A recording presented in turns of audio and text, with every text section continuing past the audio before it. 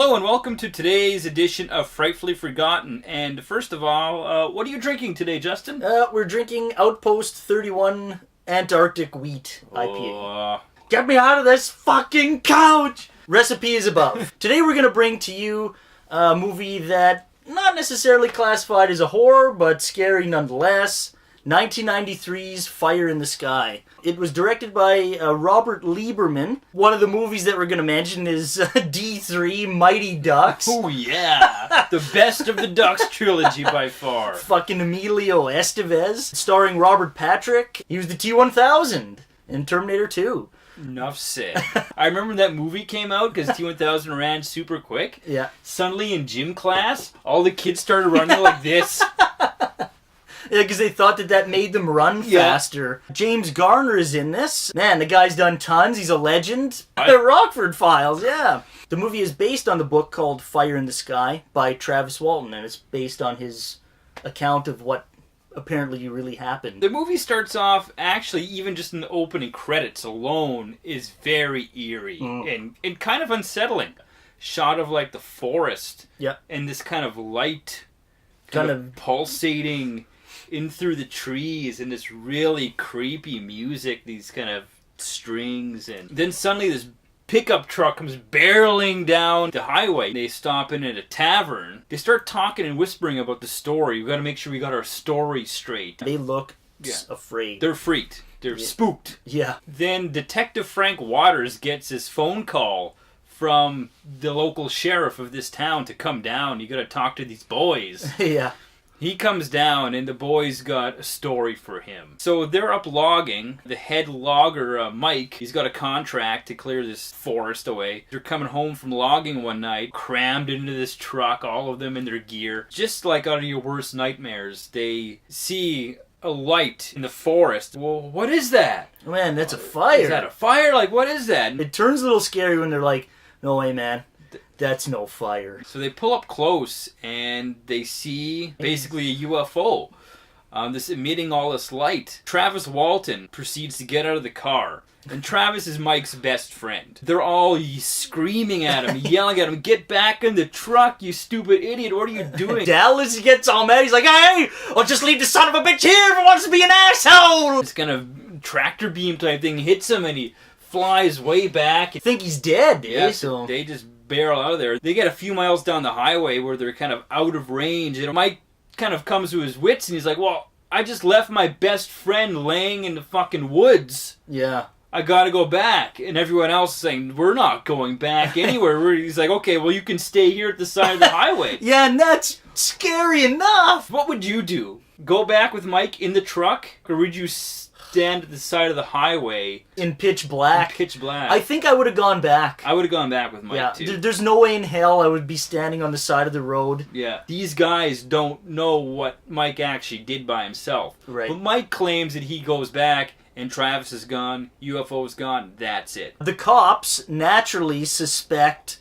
all of them. This is a fantastical story here. I mean, nobody's gonna believe this. They must have murdered Travis. And Dallas and Travis never got along. No, they were always having, butting heads in the woods and stuff like that. And Dallas has a temper. Yeah, he's got a real temper. He's got a real chip on his shoulder. The town suspects them as well. Even poor Mike, his wife doesn't even believe him. It eventually comes down to them wanting to take a lie detector test. They take the test, and they all pass, except for one. One night, Mike and his wife, they get a phone call. Not again, these damn crank calls. And then the phone rings again. I'll get it. Yeah, I'll get it. Picks up the phone. Would you accept a collect call from Travis Walton? He says yes, and on the other end, it's, Mike, please help me. The next scene is them going to go get him. Find him, yeah. The truck in the rain. His brother's in the truck, too. His brother looks like a hipster that you'd see drinking at the local brew pub.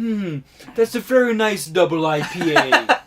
They pull up to one gas station. He's not there. Everybody's kind of convinced. He's like, this is all bullshit. Yeah. Turn back. But Mike is convinced. He's like, nope, there's a gas station a few miles up the road. Let's go. Thankfully, who do they see kind of sitting in the corner by this ice box, naked too, is poor Travis. Worse for wear, this He's poor like guy. A wounded animal. Yeah, basically. I love when Mike goes to go touch him, like, hey, hey, Travis. Yeah. And then... Yeah. When he's in the bathroom there, after he's got his water, and he's looking out the window and he sees those kind of fingerprints. Oh, yeah. Oh, that's creepy. So they want to have this big, like, welcome back family feast. They find Travis cowered underneath, like, the kitchen table. All the jarring and stuff tips over this bottle of syrup, and a little line of syrup comes and drips off the edge and falls onto his face. And right away he, like, just freaks out. Goes into a trance, and it takes you to a flashback of his whole ordeal on the spaceship. We'll just say that ordeal on the spaceship is probably one of the most frightening things that I've watched as a child. Yeah. And that's, I think, one of the main reasons we're bringing up this movie is that scene alone is terrifying. That entire scene of him on the slab. Yeah. The image of him on that slab is fucking terrifying. And what they do to him, it must be what animals feel at the vet, right? Yeah. You know, they're getting poked, they're getting prodded. Terrified, they don't know what's going on, why they're like, there. There's pretty much all practical effects in this, including when he's on the ship and he's kind of floating. Yep, and that's all real. That's all, I don't know how they did it. He kind of floats and bursts into another chamber, and like there's somebody that's kind of almost decayed, you know, or something. Yeah, and like a guy they abducted and they kind of forgot about him, and he just poor bastard, he just decayed there. The ship is all really dirty, like this spaceship, which is odd. Like usually in alien movies, it's depicted as being all like, you know, perfectly clean, all shiny and polished. There's fucking shoes laying in the corner. It's all dusty. There's like bikes and shit. Just glasses. People's It's like, you'd think that these aliens would maybe grab a broom, sweep up every so often. Yeah. And the aliens are practical. Yep. And they're really creepy looking. They're your typical... Again, what I like about this movie is your typical gray aliens. Yeah, exactly. They're not monsters. They're not weird looking. They don't have tentacles and shit. They're the grays.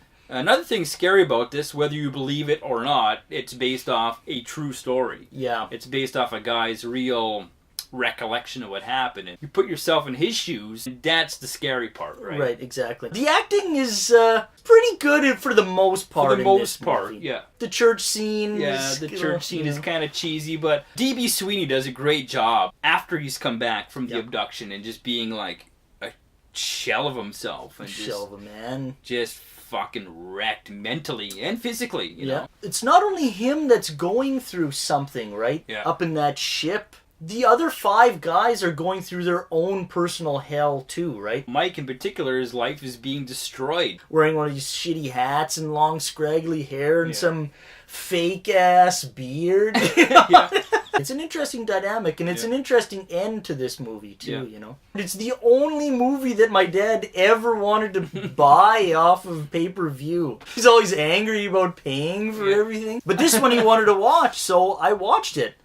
And it scared the shit out of me. I really never watched it again for like 10 years after, you know? At the time, at the 90s, aliens were kind of almost our boogeyman. It's all over the place, you know. It was huge. Like, this movie was out, of course. Sightings was always talking about alien abduction stories and unsolved mysteries. Yeah, exactly. Alien Autopsy thing came out with Jonathan Frakes. Of course, X-Files was out. Alien Central. Now it's kind of our boogeyman. Like, the fucking alien's gonna come and get me at night. Right, yeah. There's one of the most famous incidents ever in UFO sightings, which happened here in Manitoba in Falcon Lake.